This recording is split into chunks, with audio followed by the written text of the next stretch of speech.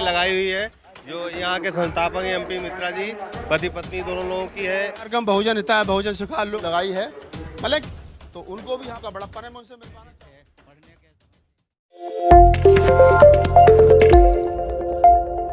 नमस्कार, मैं राहुल नागपाल और आप देख रहे हैं हमारा यूट्यूब चैनल बोल 85। मैं हरदोई डिस्ट्रिक्ट के बंधरा गांव में हूं जो पिहानी ब्लॉक में पड़ता है, और मैं यहां इसलिए हूं कि मेरे पीछे आप ये देखेंगे कि बहुत खूबसूरत बुद्ध विहार बनाया गया है जिसकी लागत करोड़ों में बताई जा रही है।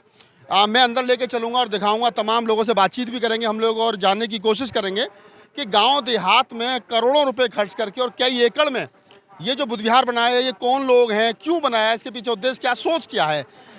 अपनी धार्मिक विरासत को बढ़ाना, बाबा साहब डॉक्टर अम्बेडकर ने कहा था कि अगर आपको इस देश के अंदर रहना है तो आपको अपनी धार्मिक, अपनी आर्थिक और अपनी राजनीतिक सोच जो है उसको डेवलप करना पड़ेगा। तो कहीं ना कहीं ये धार्मिक क्षेत्र में बड़ा काम हुआ बुद्ध के धम्म को लेकर के।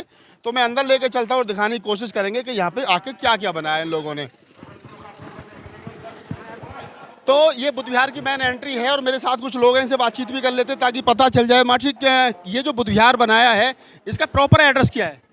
ये ग्राम बंदरहा है और ब्लॉक पिहानी, जनपद हरदोई में स्थित है। तो ये कोई संगठन है, कौन लोग हैं जिन्होंने बनाया है? ये संगठन नहीं, ये यहाँ पे एमपी मित्रा जी हैं। इन्होंने अपनी पूरी आजीवन जो भी अपनी सर्विस कमाई, पूरी कमाई से अपनी मेहनत और कमाई से बनाया है। अपनी मेहनत तो कमाई से बनाया। ये एंट्री पे क्या बनाया था, थोड़ा बताओगे जी? यहाँ पे ऑफिस है और ये प्रवेश द्वार है। इसके अंदर भी कई सारे कमरे, इधर वाला भी ये ऑफिस है इधर, और ये इधर वाला रूम बना हुआ है, इधर भी रूम है, और बाकी अंदर सारे कमरे हैं। पूरा डबल स्टोरी में बना हुआ है।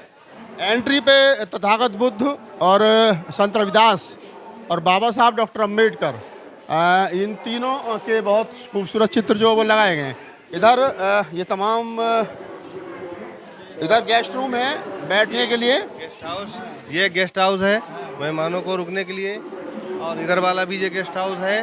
बाकी ये पूरी बिल्डिंग डबल स्टोरी बनाई गई है। ऊपर बाबा साहब डॉक्टर अम्बेडकर की जो स्टेचू है वो लगाई गई, ऊपर भी लेके चलेंगे हम, आप लोगों को दिखाएंगे कि किस प्रकार से ये बनाने का जो प्रयास है वो किया गया है। अध्यापिका मंजूलता बौद्ध, पत्नी एमपी मित्रा बौद्ध, संस्थापक संरक्षक। तो ये मूर्ति किनकी लगाई गई बताइए थोड़ा सा जी? ये बाबा साहब की मूर्ति है और ये आपने अपनी स्वयं की मूर्ति लगाई हुई है जो यहाँ के संस्थापक एमपी मित्रा जी पति पत्नी दोनों लोगों की है, मूर्ति लगी हुई है। और इधर जो है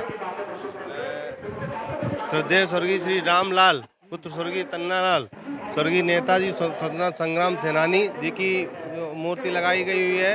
और सबसे ऊपर बाबा साहब डॉक्टर भीमराव अम्बेडकर की दूसरी मूर्ति ऊपर लगाई गई हुई है। मतलब सबसे ऊपर बाबा साहब डॉक्टर अम्बेडकर की मूर्ति और उसके नीचे जो संस्थापक हैं अध्यापिका मंजूलता बौद्ध और इंजीनियर एमपी मित्रा बौद्ध, उनकी मूर्ति लगी है। फिर बाबा साहब डॉक्टर अम्बेडकर की मूर्ति लगाई है और इधर ये स्वतंत्रता सेनानी जो एमपी मित्रा बौद्ध जी हैं, उनके पिताजी हैं, उनकी मूर्ति जो है वो लगाई गई है। तो बड़ी बात है, बुद्ध विहार को बड़े खूबसूरत तरीके से बनाया इन लोगों ने।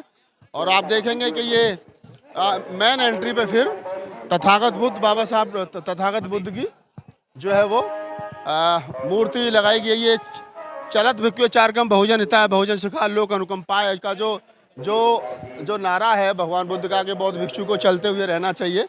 और ये उसी मुद्रा में, दो चलते हुए मुद्रा में भगवान बुद्ध की मूर्ति, और ये अंदर जो मूर्ति है बैठी हुई है, हालांकि बैठी हुई है, ध्यान मुद्रा में नहीं है। बाबा साहब डॉक्टर अम्बेडकर ने कहा था कि मुझे आँख खुले हुए और चलते हुए बुद्ध पसंद हैं।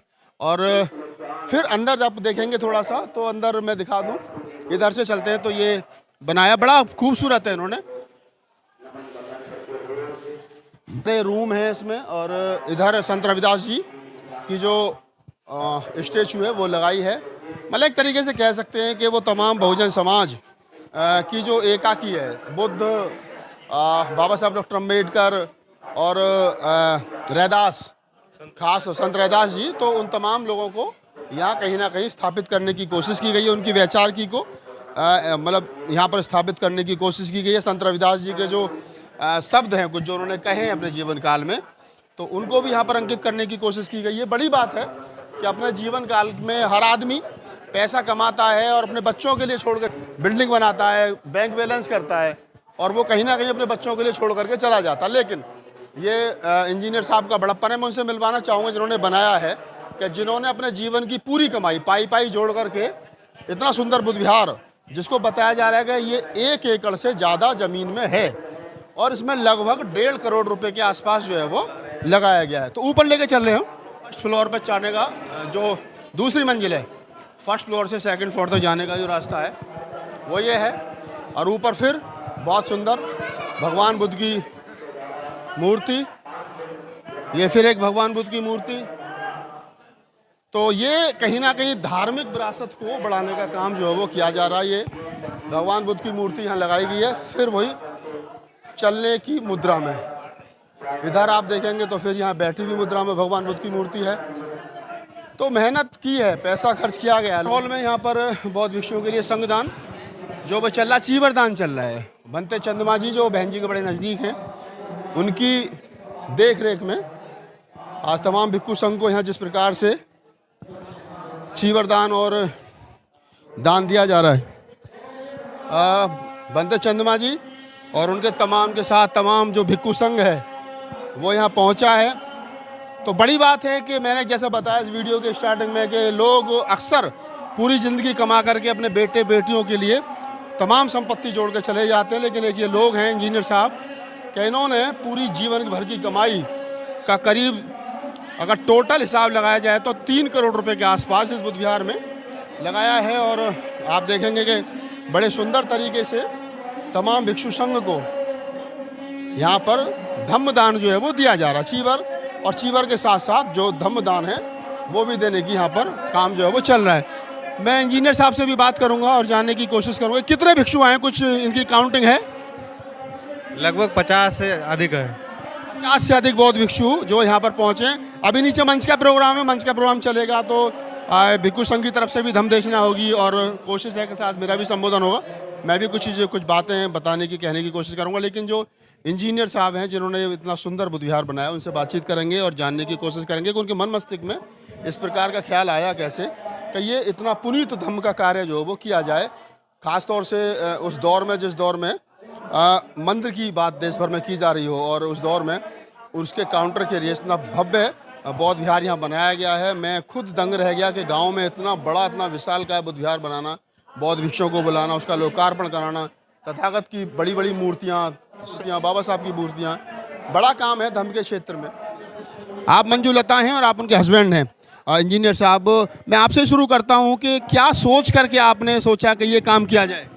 हम बाबा साहब के विचारों से प्रेरित थे पढ़ने के समय से ही। तो हमारा एक सपना था कि हम एक बौद्ध विहार बनाएं जिससे बाबा साहब के सपने साकार हो सकें।